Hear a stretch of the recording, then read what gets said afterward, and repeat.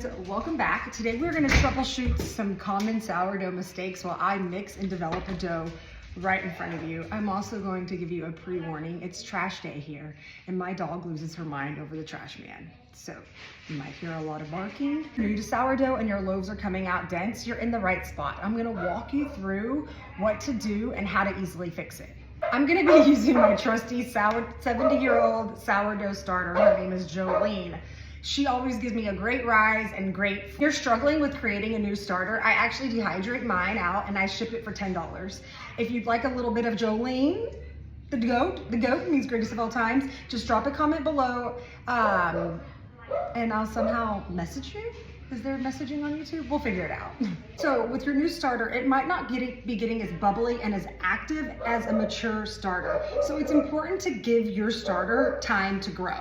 So how do you fix this if you're using a new starter? You're going to extend your fermentation time, and that's going to give the yeast more time to work its magic. Mistake number 2 is why your bread might be dense. It's because you're either over mixing or you're under mixing. Over mixing can overwork the dough, while under mixing is going to create a very uneven bread crumb.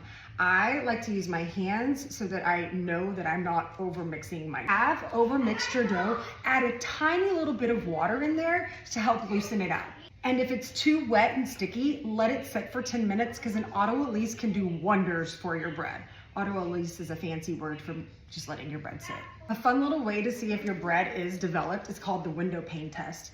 And basically you can take your dough and you can spread it into, like, mine's not developed at this point, a thin little window pane, and if you can see through it, then you've made a window pane. If it tears, keep developing it. Common mistake number 3 is underproofed dough. Underproofed dough leads to dense and heavy sourdough loaves. So if you've cut into your loaf and it looks dense and it doesn't have an open and light airy crumb, it's more than likely underproofed. And how to fix that is you just let it sit a little bit longer next. Here's a little way of knowing if your dough is underproofed or overproofed or if it's just right. It's called the poke test. You're gonna get your finger wet, and when you push your dough, if it springs back pretty quickly with no indentation, then that means it's underproofed. If it doesn't spring back, but it remains indented, then that means it's overproofed. If it springs back and it leaves a slight indent, then that means it's perfectly proofed. Next common mistake is overproofed dough, and overproofed dough can cause like flat, pancakey looking. Honestly, if you've overproofed your dough, you can try to reshape it again and let it sit just for a little bit longer, but the best thing to do is just to make some focaccia out of it. You can also put your dough in the refrigerator.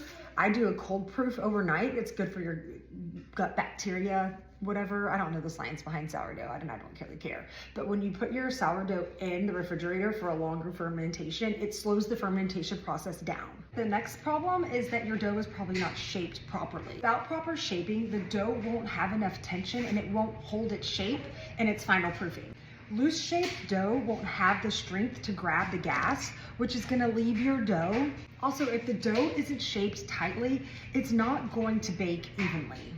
Next, I'm going to do a final proof in the refrigerator overnight. This cold proofing is gonna help continue to build the gluten and the beautiful sourdough bacteria in there. Also, in the morning, it gives you a better surface to score your dough on. So we went over your starter, if your dough is overproofed, if your dough is underproofed, the shaping, and how you can fix each individual problem. If you're struggling to bake sourdough, I have a really awesome ebook that's gonna walk you step by step through every individual step. I'm gonna have written instructions, and there's also video instructions so that you can watch me do every step and you can see what I'm doing and how the dough looks and how the dough should feel.